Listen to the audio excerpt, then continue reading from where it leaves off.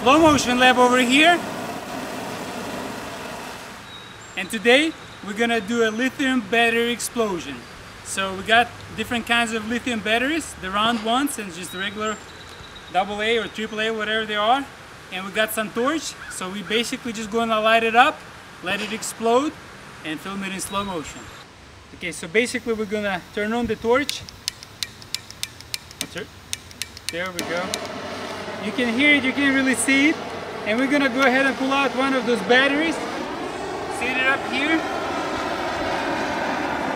Set it up here. And put the torch right to it. Get out of it.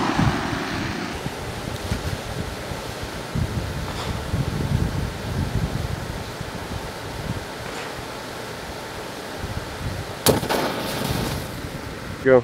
So it really didn't work from this end. You see how it kind of opened up the front end, but really didn't blow up. So we're gonna try to put it the other end and hit it up really well and see what happens. Let's do it.